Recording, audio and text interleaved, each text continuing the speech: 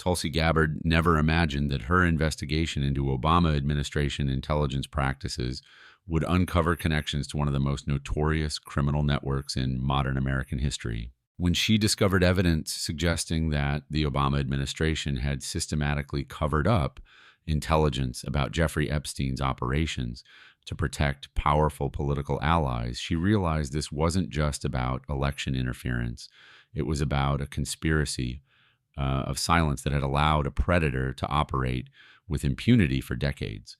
But exposing the truth about Obama's role in protecting Epstein's network would mean taking on the most powerful political machine in American history. The discovery came not through dramatic revelation or whistleblower confession, but through a methodical analysis of classified documents that Tulsi Gabbard's intelligence team had been examining as part of their investigation into Obama-era surveillance practices. Hidden within seemingly routine intelligence assessments from 2015 and 2016 were references to an operation codenamed Island Shield that had been designed to monitor and contain information about Jeffrey Epstein's activities. Director of National Intelligence Tulsi Gabbard sat in her secure office reviewing files that painted a disturbing picture of how the Obama administration had handled intelligence about Epstein's criminal network. What she found wasn't evidence of a $350 million donation, but something potentially more damaging: systematic suppression of intelligence reports that could have exposed Epstein's operations years before his eventual arrest. Ma'am, these intelligence summaries from 2015 show that the FBI had comprehensive evidence of Epstein's trafficking network, including detailed information about his clients and operations, reported Dr. Sarah Martinez, her senior intelligence analyst. But every recommendation for expanded investigation or prosecution was blocked at the highest levels of the Obama administration. The files revealed a pattern of deliberate obstruction that went far beyond simple bureaucratic incompetence. Intelligence reports documenting Epstein's activities had been systematically classified at levels that prevented them from reaching prosecutors or investigators who could have acted on the information. But it was the financial analysis that revealed the true scope of the Obama administration's involvement in protecting Epstein's network. While there was no evidence of a direct $350 million donation to Epstein's companies, the documents showed that Obama administration officials had facilitated the flow of federal funds to organizations and programs that served as fronts for Epstein's money laundering operations. The Obama administration didn't give money directly to Epstein, Gabbard explained to her senior staff during a classified briefing. But they did something arguably worse. They used federal agencies and programs to help legitimize his financial operations while suppressing intelligence that could have exposed his crimes. The evidence showed that between 2015 and 2016, the Obama administration had directed approximately $350 million in federal grant money to educational and scientific research programs that were either controlled by Epstein or served as vehicles for laundering his criminal proceeds. The money had been funneled through legitimate-seeming organizations that Epstein used to maintain his reputation as a philanthropist and scientific patron. Look at this pattern. Martinez continued displaying a complex flow chart that tracked federal funding decisions. Every major grant or contract that benefited Epstein's network was approved during periods when intelligence reports about his criminal activities were being suppressed or reclassified. The coordination was too precise to be coincidental. Someone at the highest levels of the Obama administration had been actively protecting Epstein's operations while using federal resources to support his criminal enterprise. But it was the communication intercepts that provided the most damaging evidence of the Obama administration's complicity in Epstein's operations. NSA surveillance had captured conversations between Obama administration officials and Epstein associates discussing how to manage intelligence reports and control criminal investigations. We have recordings of Susan Rice discussing with Epstein's lawyers how to ensure that certain intelligence reports never reach the Justice Department, Gabbard told her team. And we have evidence that John Brennan personally intervened to prevent FBI investigations from expanding beyond Epstein's immediate circle. The most shocking revelation came in the form of a recorded conversation between President Obama himself and someone identified as Financial Coordinator E, discussing how federal science funding could be used to maintain Epstein's cover while ensuring his cooperation with intelligence operations. Jeffrey's educational programs provide valuable cover for our intelligence assets in academic and scientific communities. Obama's voice was clearly audible on the recording. As long as his personal activities remain contained and don't threaten our operational security, we can continue to use his network for legitimate intelligence purposes. As Gabbard prepared to release this evidence, she realized that she wasn't just exposing another political scandal. She was revealing how the Obama administration had essentially made a deal with the devil, trading Epstein's victims' safety for intelligence advantages and political protection. The press briefing that would change American politics forever took place on a sweltering Monday morning in July 2025, exactly 1 week after Trump's administration had faced intense criticism for not releasing additional Epstein-related documents. Tulsi Gabbard walked to the White House podium carrying a briefcase filled with declassified intelligence documents that would expose the Obama administration's systematic protection of Jeffrey Epstein's criminal network. The American people deserve to know the truth about how one of the most notorious criminal enterprises in modern history was allowed to operate with impunity for years. Gabbard began her voice carrying the authority of someone who had spent weeks preparing for this moment. The evidence I'm releasing today shows that the Obama administration didn't just fail to stop Jeffrey Epstein. They actively protected him while using federal resources to support his operations. The room was completely silent as journalists processed the implications of what she was alleging. This wasn't just about election interference or intelligence manipulation. This was about a sitting president protecting a pedophile and sex trafficker. Between 2014 and 2016, the Obama administration directed $347 million federal grant money to educational and scientific programs that served as fronts for Epstein's money laundering operations. Gabbard continued displaying financial records that tracked the flow of taxpayer funds through various organizations controlled by Epstein's network. At the same time, they were systematically suppressing FBI and intelligence community reports that documented Epstein's criminal activities. Every time investigators got close to exposing his network, their reports were classified, their investigations were redirected, and their evidence was buried in bureaucratic procedures designed to prevent prosecution. The evidence Gabbard presented was comprehensive and devastating. NSA intercepts showed Obama administration officials coordinating with Epstein's legal team to manage intelligence reports. Financial records proved that federal agencies had been used to legitimize Epstein's criminal proceeds. And most damaging of all recorded conversations revealed that President Obama himself had been aware of Epstein's activities and had made the decision to protect him for intelligence purposes. This is the recording of President Obama discussing Jeffrey Epstein with someone we've identified as his chief financial coordinator, Gabbard announced before playing audio that would be replayed millions of times across social media and news programs. Obama's distinctive voice was unmistakable. Jeffrey's operations provide us with valuable intelligence assets in academic, scientific, and international business communities. As long as his personal activities remain controlled and don't interfere with our broader objectives, we can continue to use his network while maintaining plausible deniability about our knowledge of his methods. The recording continued with Obama discussing specific strategies for protecting Epstein from federal prosecution, while ensuring that his network remained available for intelligence purposes. The problem isn't Jeffrey's activities. The problem is keeping them from becoming public in ways that could damage our administration or compromise our intelligence assets, Obama was heard saying. We need to maintain the balance between using his network and protecting ourselves from association with his methods. But it was the revelation about victim suppression that truly shocked the audience and provided undeniable evidence of the Obama administration's moral bankruptcy. We have documented evidence that the Obama administration suppressed at least 47 victim testimonies that could have exposed Epstein's network, Gabbard announced.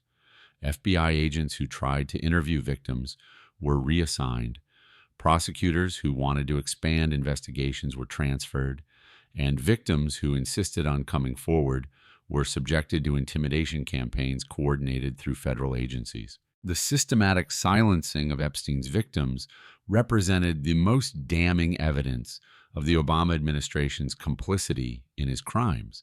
They hadn't just failed to protect vulnerable young women, they had actively worked to prevent them from receiving justice.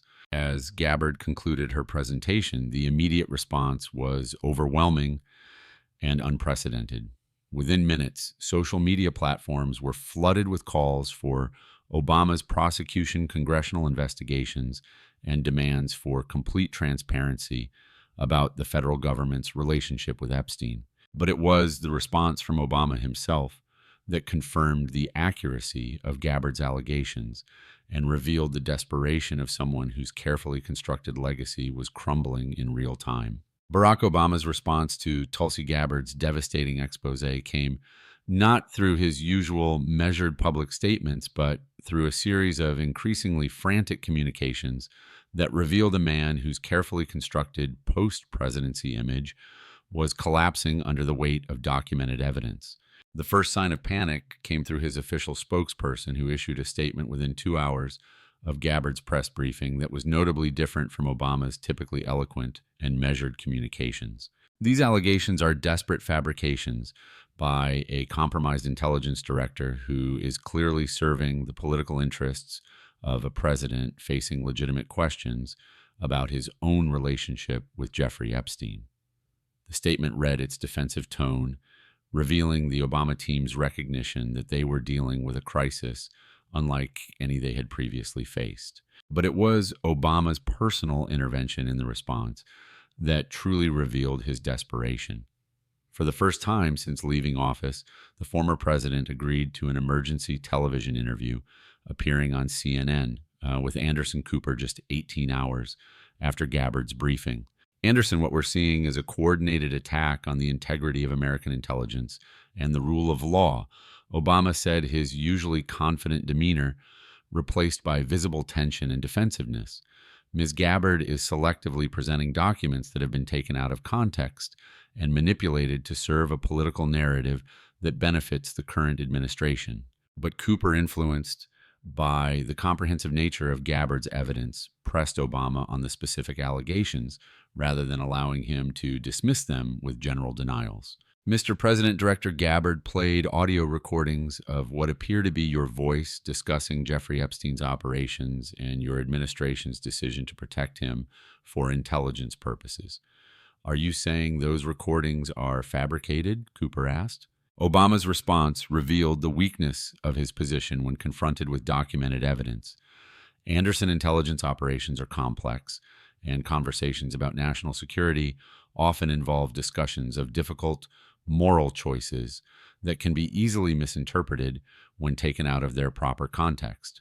But you're not denying that the recordings are authentic, Cooper pressed. I'm saying that any conversations I may have had about intelligence matters were conducted in service of American national security interests, and that characterizing such discussions as evidence of criminal complicity represents a fundamental misunderstanding of how intelligence operations function in the real world. The non-denial denial was devastating in its transparency, confirming the authenticity of the recordings while attempting to justify collaboration with a criminal network as legitimate intelligence work. But it was the financial evidence that Obama struggled most to address when Cooper confronted him with Gabbard's documentation of federal funds flowing to Epstein-controlled organizations. The documents show $347 million in federal grants going to programs controlled by Jeffrey Epstein's network during your administration. How do you explain that? Cooper asked. Anderson federal grant programs are administered by professional civil servants who make funding decisions based on merit and established criteria. Obama replied, his voice carrying none of its usual conviction. If some of those grants went to organizations that were later discovered to have improper connections, that reflects the sophistication of criminal networks rather than any intentional policy decision. But the documents suggest these grants were specifically directed to Epstein-controlled organizations during periods when your administration was suppressing intelligence reports about his activities. That seems like more than coincidence. Obama's pause before responding was lengthy enough to be noticed by viewers, and his answer revealed the desperation of someone whose standard explanations were inadequate for the evidence being presented. I think we need to be very careful about drawing conclusions based on documents that may have been selectively edited or presented in ways that create false correlations, he said, effectively accusing Gabbard of fabricating evidence without providing any specific refutation of her claims. The interview continued for nearly an hour, with Obama appearing increasingly defensive and less credible as Cooper systematically worked through Gabbard's evidence.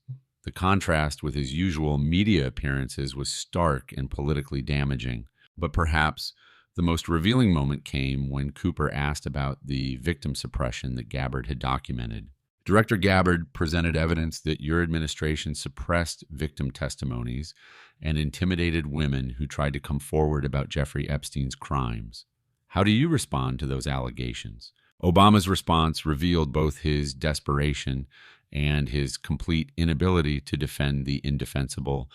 Anderson, protecting victims of sexual crimes, is a priority that any responsible administration takes seriously. If there were decisions made to limit certain investigations or testimonies, those decisions would have been made to protect victims from further trauma, not to protect perpetrators from accountability. The attempt to reframe victim suppression as victim protection was so transparently false that even sympathetic viewers struggled to accept it as a credible explanation. As the interview concluded and Obama's team attempted damage control polling data revealed the immediate impact of his disastrous performance, his approval ratings dropped 12 points overnight, while 73% of Americans said they believed Gabbard's allegations were credible. More significantly, the interview had failed to discredit any of Gabbard's specific evidence while confirming through Obama's evasive responses that the core allegations were accurate. Instead of containing the crisis, Obama's media appearance had amplified it while destroying his credibility as a trusted voice in American politics. The systematic collapse of Barack Obama's political legacy accelerated rapidly in the weeks following his disastrous CNN interview, as more evidence emerged to corroborate Tulsi Gabbard's explosive revelations about the Obama administration's protection of Jeffrey Epstein's criminal network. The first major breakthrough came when FBI agents who had been silenced during the Obama era began coming forward with their own evidence of systematic obstruction.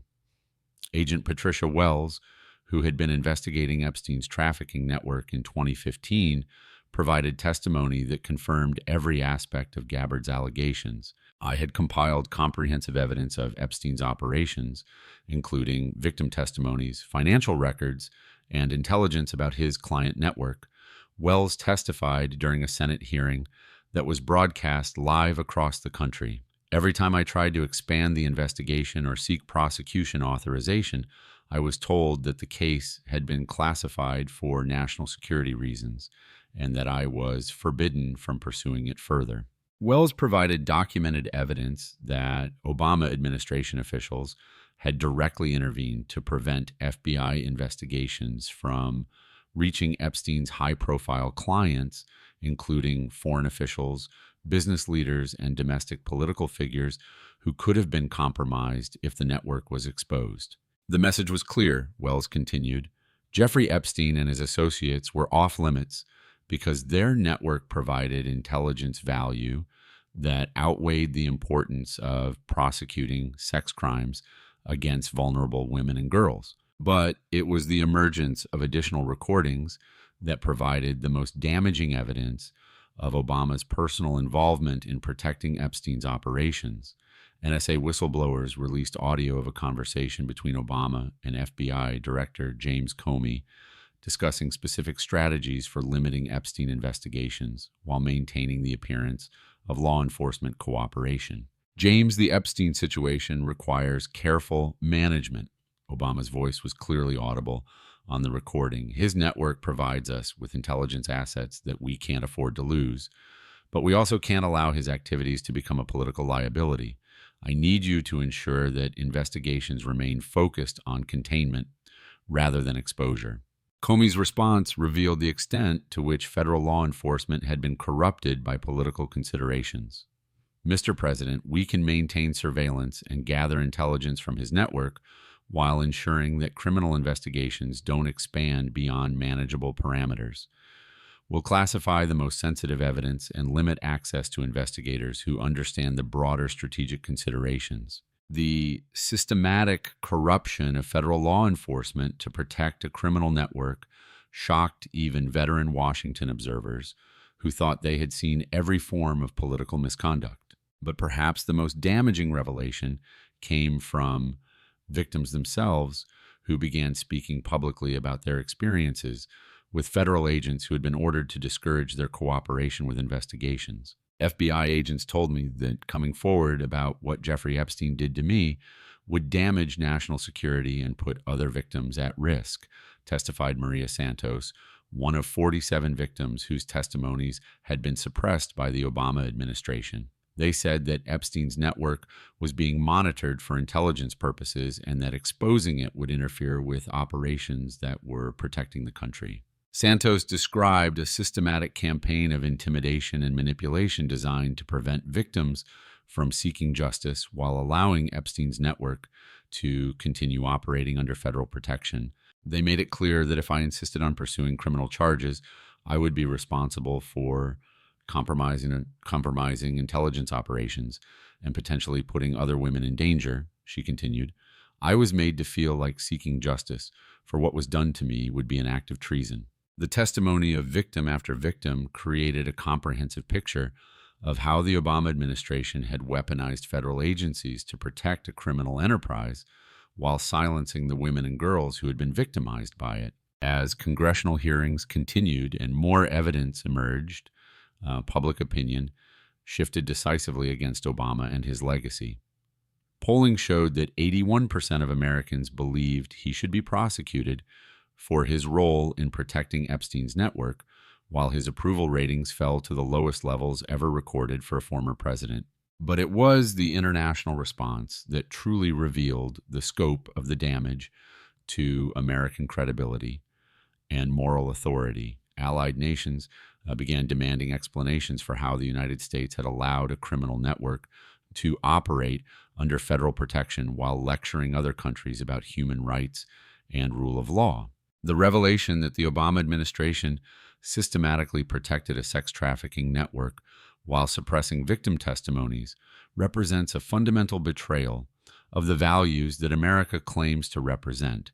Stated a joint statement from European Union leaders, we are reviewing all intelligence sharing agreements and security cooperation arrangements with the United States, pending a complete accounting of how federal agencies were used to facilitate these crimes. The collapse of Obama's reputation extended beyond domestic politics to undermine America's position as a global leader on human rights and criminal justice issues. As Tulsi Gabbard watched Obama's legacy crumble through the revelations she had exposed, she reflected on the responsibility that came with uncovering truth that powerful people had spent years trying to conceal. The American people deserved to know that their government had been protecting a predator while silencing his victims, she said during a final press briefing on the Epstein revelations. Sometimes the most important service you can provide to democracy is exposing the crimes that have been committed in its name. The story concludes with Obama facing criminal prosecution for his role in protecting Epstein's network, comprehensive reforms to prevent intelligence agencies from being used to protect criminal enterprises, and a national reckoning with how political considerations had been allowed to override justice for victims of serious crimes. Tulsi Gabbard's courage in exposing the truth, despite enormous political pressure, establishes her as a defender of victims' rights and governmental accountability,